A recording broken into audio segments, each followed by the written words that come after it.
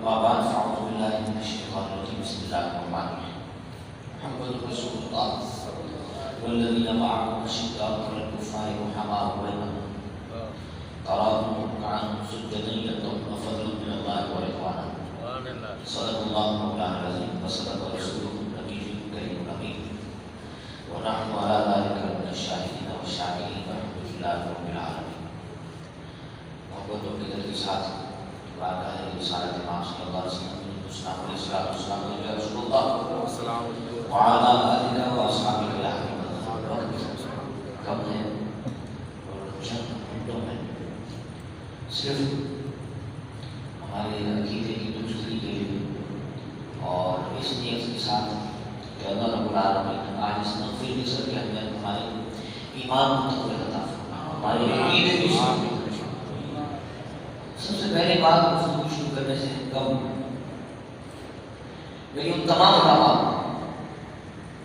میں جو ایک اتنا سا کا علماء کا خادم ہوں ان تمام علماء کو سب سے پہلے یہ درخواست ہے کہ جس مسئلے کو آج سے 1400 سال تک نہیں چھیڑا گیا نہیں چھیڑا گیا آج عوام الناس میں ان مسائل کیوں ڈسکس کیا جا رہا ہے. اللہ کے معبود نے ہمیں قرآن و حدیث کے ذریعے جو ہمیں ہم تک پہنچا وہ ہمارے لیے کیا کافی نہیں تھا کہ اب ہمیں مزید الجھا دیا گیا. حضور نے جہاں پر اہل بیت سے پیار کرنے کے بارے میں فرمایا وہاں اصحاب سے پیار کرنے کے بارے میں فرمایا. اب اس چکر میں عوام الناس کیوں ڈالا جا رہا ہے کہ کون افضل ہے. آج سے پہلے کبھی بتائیے آج سے کون بتائیے کہ آپ کے ذہن میں یہ سوال اس طرح کے سوال گردش کرتے تھے کہ بھائی کون افضل ہے حضرت ابوبکر صدیق افضل ہے حضرت مولا علی افضل. کبھی ہمارے ذہنوں میں یہ سوال گردش نہیں کی. کیوں؟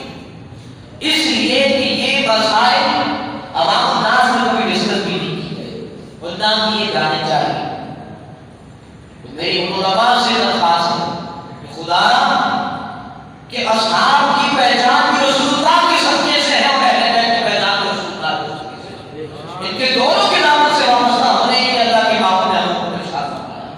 تو بس یہ ہمارا سب سے افضل بنیادی عقیدہ ہونا چاہیے کہ کیا کہ حضور جان عالم صلی اللہ علیہ وسلم کے تمام صحابہ جناب سیدنا صدیق اکبر سے لے کر آخری صحابی تک ہر ایک کا قدر و احترام ہم پر لازم ہے واجب ہے اور اس سے جو روبرداری کرے گا وہ کیا حضور نے فرمایا ہم میں سے نہیں. تو اسی طرح اہل بیت کرام حضور کی آل تمام اہل بیت کرام کا قدر و احترام ہم پر لازم ہے واجب ہے. یہ اہل سنت و جماعت کا عقیدہ ہے. اب اہل سنت و جماعت ان مسائل کو ڈسکس کیا جا رہا ہے جو عوام الناس میں نہیں ڈسکس کرنے چاہیے. بس آج کی نیو جنریشن اور مجھ جیسے کم عقل رکھنے والے ہم لوگوں کو صرف اتنا معلوم ہونا چاہیے تو پھر ہم کسی الجھن کا شکار نہیں ہوتے کہ ہمارا ایمان اللہ کے نبی سرور عالم صلی اللہ علیہ وسلم پر اس قدر ہے کہ حضور کا فرمان ہماری جانوں کے لیے حاضر ہے. ہماری جانیں بھی حضور کے فرمان کے لیے کیا ہے حاضر ہے کہ حضور نے جو فرما دیا اس پر زندگی گزارنے میں اللہ اسی پر بہت نصیب فرمائے. یہ ہمارا ایمان اور عقیدہ ہونا چاہیے. آج کی مجھ جیسے کم عقل رکھنے والے لوگوں کو یہی پتا ہونا چاہیے کہ حضور جان عالم صلی اللہ علیہ وسلم کی ذات وہ ذات ہے کہ اگر حضور کی ذات صحابہ کی پہچان نہ کروا کے تو پتہ کیسے چلتا کہ صحابی ہے. اور حضور کی آل کی پہچان نہ ہوتی حضور نہ ہوتے تو پھر حضور جان عالم صلی اللہ علیہ وسلم کی پہچان کی آل کی پہچان کیسے ہوتی. تو دونوں کی کڑیاں کہاں ملتی ہیں حضور صلی اللہ علیہ وسلم. اب قرآن کیا کہتا ہے؟ قرآن کریم فرقان حمید میں رب العالمین نے ارشاد فرمایا محمد رسول اللہ کہ محمد صلی اللہ علیہ وسلم اللہ کے رسول ہیں. اور اگلے ہی ہمیں کیا فرمایا والذین معه اشداء علی تم علیحدہ کرتے ہو؟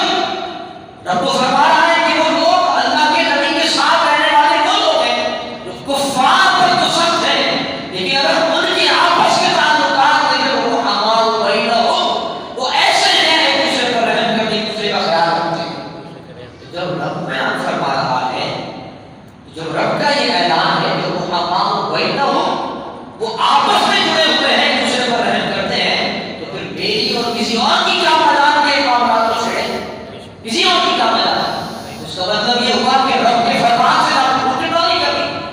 رب کیا فرما رہا ہے؟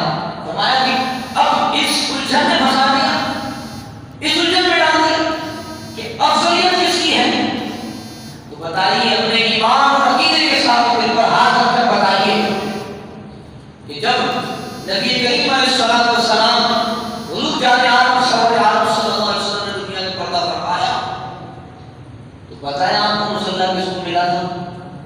کس کو ملا تھا؟ زور سے بولے گا، حضرت جناب سیدنا صدیق اکبر رضی اللہ تعالیٰ۔ حدیث مبارکہ ہے، حدیث مبارکہ ہے، حضور جان عالم سرور عالم صلی اللہ علیہ وسلم کی دنیا سے پردہ فرمانے کے بعد ایک جنگ کے لیے جناب سیدنا صدیق اکبر رضی اللہ تعالیٰ عنہ تشریف لے رہے تھے۔ حدیث مبارکہ کے بعد حضرت جناب علی بن مرتضیٰ رضی اللہ تعالیٰ عنہ آپ حضرت ابوبکر صدیق رضی اللہ تعالیٰ عنہ کے پاس حاضر ہوئے اور آپ نے کیا فرمایا، کیا کہا کہ ابوبکر آپ جنگ پر نہ جائیے، اس لیے کہ اللہ کے نبی صلی اللہ علیہ وسلم نے خود فرمایا ہے اور میں نے اپنے کانوں سے سنا ہے کیا کہ میرے کان ابوبکر کے کان ہیں، میرے کان ابوبکر کے کان ہیں، میری آنکھیں ابوبکر کی آنکھیں ہیں۔ حضرت علی بن مرتضیٰ رضی اللہ تعالیٰ عنہ حدیث مبارکہ میں روایت فرما رہے ہیں، تو حقیقت میں رسول اللہ صلی اللہ علیہ وسلم کا فرمان جو تھا حضور مستقبل کو دیکھ رہے تھے، اس لیے حضور جان عالم صلی اللہ علیہ وسلم نے کیا فرمایا کہ میرے کان ابوبکر کے کان ہیں۔ حضور کو پتا تھا کہ میرے بات اگر کسی نے سننا ہے اور برداشت کرنا ہے تو کوئی اور نہیں ہو سکتا، وہ نہیں ہو سکتا۔ کیا فرمایا حضور نے کہ میری آنکھیں ابوبکر کی آنکھیں ہیں، تو حضور جان عالم صلی اللہ علیہ وسلم کو علم تھا کہ میرے بات اگر کسی نے معاملات کو دیکھنا ہے تو کوئی اور نہیں، حضرت جناب سیدنا صدیق اکبر رضی اللہ تعالیٰ عنہ ہے۔ اور جہاں پر بات حدیث مبارکہ کی ہو تو جناب سیدنا علی بن مرتضیٰ رضی اللہ تعالیٰ عنہ کو علم نہیں تھا کہ جناب سیدنا صدیق اکبر رضی اللہ تعالیٰ عنہ کو اس فضیلت سے روک رہے تھے۔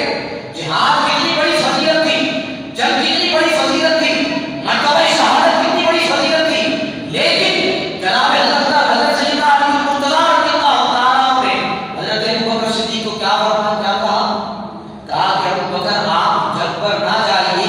اس کا مطلب یہ تھا کہ جناب سیدنا صدیق اکبر رضی اللہ تعالیٰ عنہ کی خلافت کو مانا ہی نہیں، بلکہ آپ کی خلافت میں ارادت میں آ کر یہ احساس بھی تھا کہ اگر حضور جان عالم صلی اللہ علیہ وسلم کا غم بھی ہم سے جدا نہیں ہوا، اگر آپ شہید ہو گئے تو پھر ہم کہاں جائیں گے، پھر ہم کہاں جائیں گے۔ یہ کس نے بیان کیا، کس نے روایت کی؟ حضرت جناب سیدنا علی بن مرتضیٰ رضی اللہ تعالیٰ حدیث شریف کے الفاظ ہیں۔ تو حضور جان عالم صلی اللہ علیہ وسلم اب یہ عقیدہ ہمارا یہاں دوستوں کا ہے، ہونا چاہیے۔ اور دوسری بات حدیث پاک اور آپ نے سنی بھی ہوگی، حضرت جناب سیدنا علی بن مرتضیٰ رضی اللہ تعالیٰ کے ساتھ شادی آپ کی دوسری ازواج میں سے ان کا نام تھا حنیفہ۔ کیا نام تھا؟ حنیفہ۔ یہ معروف حدیث پاک ہے۔ آپ نے جناب سیدنا علی بن مرتضیٰ رضی اللہ تعالیٰ عنہ سے پوچھا کہ بتائیے بابا جان، حضور صلی اللہ علیہ وسلم کے بعد اگر آپ مرتبہ دیں گے تو کس کو دیں گے؟ کس کو دیں گے؟ جناب حضرت سیدنا علی بن مرتضیٰ رضی اللہ تعالیٰ عنہ نے فرمایا کہ ابو بکر، کس کو؟ ابو بکر۔ آپ نے پھر عرض کی کہ بابا جان ان کے بعد؟ فرمایا حضرت عمر رضی اللہ تعالیٰ عنہ۔ اور آپ پھر اس کے بعد خاموش ہو گئے۔ آپ نے فرمایا کہ اگر تم اس کے بعد مجھ کو پوچھو تمہارے ذہن میں کیا ہے؟ کیا ہو؟ اگر تم کہو مجھ سے پوچھو کہ میں عثمان کے بارے میں کہوں، فرمایا نہیں، فرمایا آپ کے بارے میں پوچھنا چاہتا تھا۔ تو آپ نے کیا فرمایا؟ آپ نے فرمایا ان کے بعد اگر میں مقام پر تو حضرت عثمان غنی کو دوں، اور جہاں تک میری بات کرتے ہیں اپنے بارے میں کیا فرمایا؟ جہاں تک میری بات کرتے ہوں میں تو ادنا سا حضور کا غلام، میں تو کیا ہوں حضور کا ادنا سا غلام، میں تو عام سا آدمی، اس کا الفاظ یہ عام سا آدمی، اور جہاں ذات حضرت علی مرتضیٰ کی پھر غلام ہو حضور جان عالم سمجھ عالم صلی اللہ علیہ وسلم کا، یہ معروف حدیث بات۔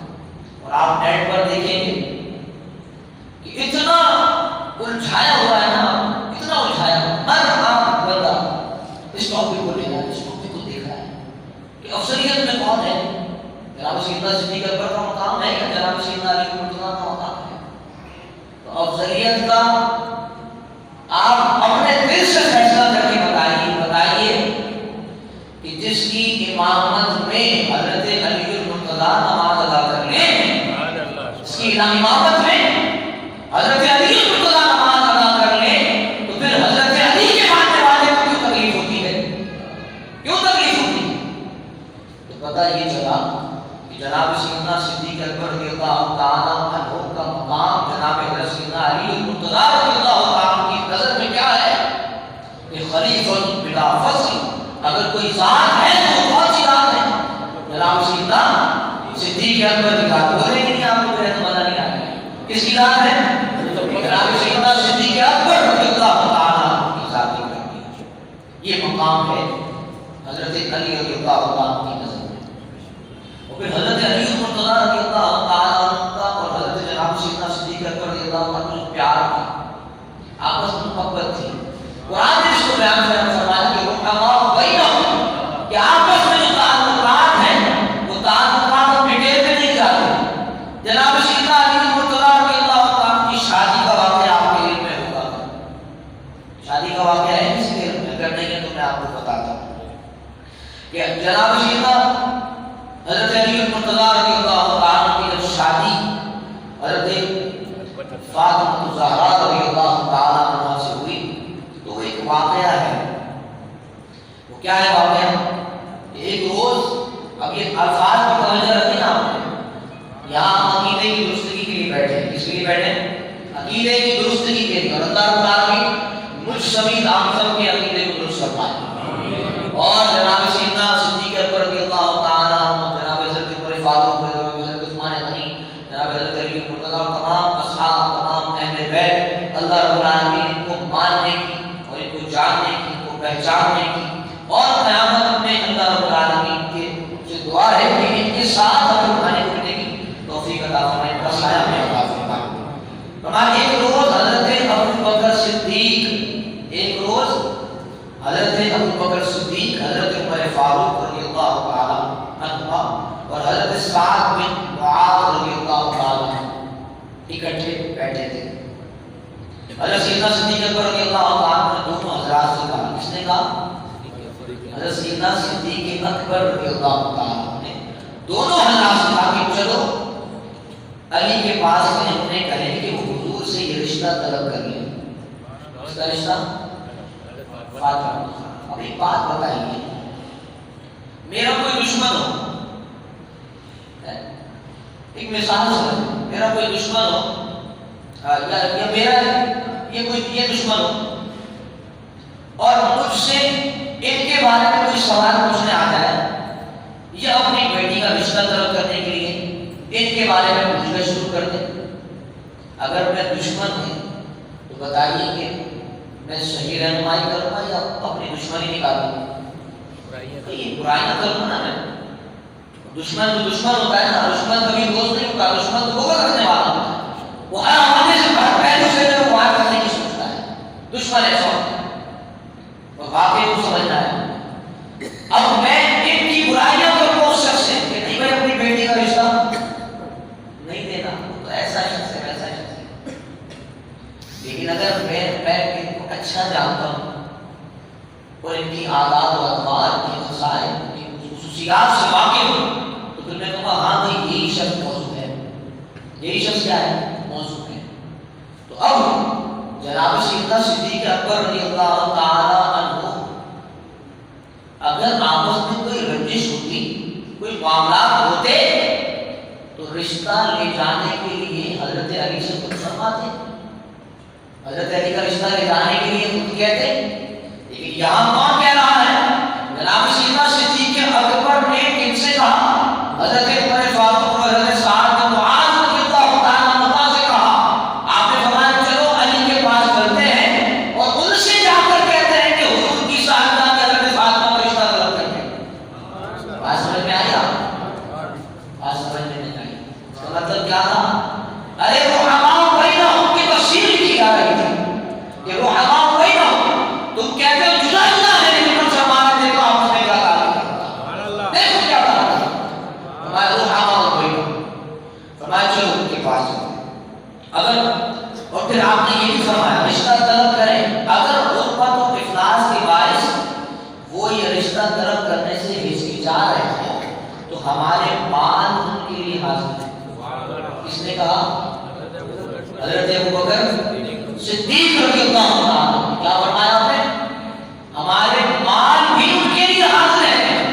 اس کا مطلب یہ ہوا کہ آپ کو اتنی محبت تھی، اتنا پیار تھا کہ علی کے لیے جناب سیدنا صدیق پر اپنا مال بھی قربان کرنے کو تیار ہے، مال بھی قربان کرنے کو تیار ہے۔ آگے کیا فرمایا؟ آپ نے فرمایا ہمارے مال ان کے لیے حاضر، ہم کس طرح کی مالی اعانت کریں گے۔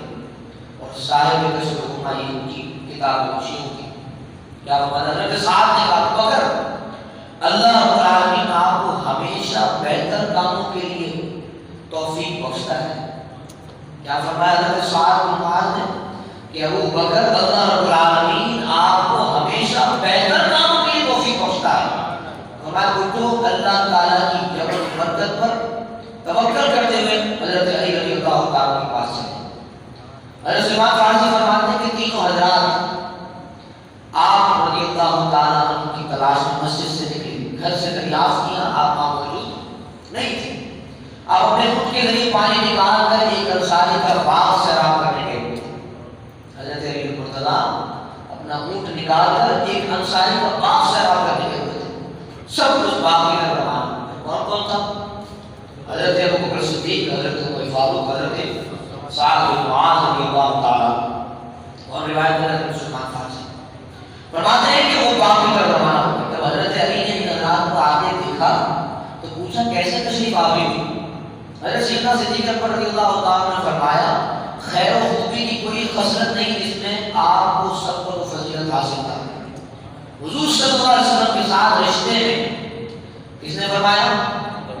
حضرت ابوبکر صدیق حضرت علی رضی اللہ عنہ کی تعریف کرتے ہیں۔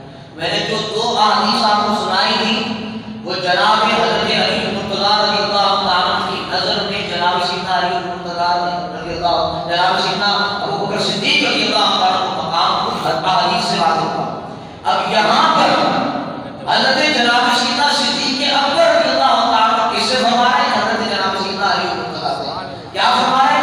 کہ حضور کے ساتھ رشتے میں، صحبت میں، قبول اسلام میں جو مقام آپ کو حاصل ہے وہ کسی پر مخفی نہیں ہے۔ کون کہہ رہا ہے؟ حضرت جناب سیدنا صدیق اکبر رضی اللہ عنہ۔ سردار قریش نے حضور صلی اللہ علیہ وسلم سے حضرت فاطمہ رضی اللہ عنہ کا رشتہ طلب کیا لیکن کامیاب نہ ہوئے۔ یہ بھی کس نے کہا؟ حضرت جناب سیدنا صدیق اکبر آپ سے خاطر ہے، حضرت علی رضی اللہ عنہ سے خاطر ہے۔ فرمایا سردار قریش آئے، حضور سے رشتہ طلب کیا لیکن کامیاب نہ ہو سکے۔ آپ اس سعادت کے حصول کے لیے کیوں عرض نہیں کرتے کہ آپ کو حضور اپنی لذت ذکر کا رشتہ عطا فرما دیں؟ مجھے کبھی امید ہے، حضرت جناب سیدنا صدیق اکبر کیا فرماتے ہیں؟ مجھے کبھی امید ہے کہ اللہ اور اس کا رسول، اللہ اور اس کا رسول اس رشتے کو آپ کے لیے روکے ہوئے ہیں۔ کون کہہ رہا ہے؟ حضرت جناب سیدنا زور سے بولے، کون کہہ رہا ہے؟ جناب سیدنا صدیق اکبر رضی اللہ عنہ کہ اللہ اور اس کے رسول نے یہ رشتہ آپ کے لیے روکے رکھا ہے۔ یہ سن کر حضرت علی مرتضیٰ رضی اللہ عنہ کی آنکھوں میں آنسو امڑ آئے اور فرمایا ہے ابو بکر آپ نے میرے پرسکون جذبات میں کام پیدا کیا اور ایک خواب عقیدہ تمنا کو بیدار کر دیا کہ میں دل سے اس سعادت کے حصول کا متمنی ہوں۔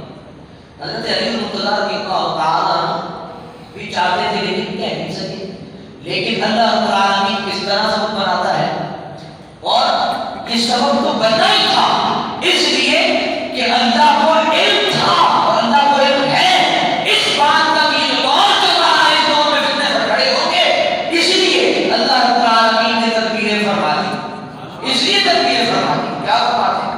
فرمایا کہ لیکن مفلسی اور تندرستی کے بعد اس خواہش کے اظہار کی ضرورت نہیں کر سکا۔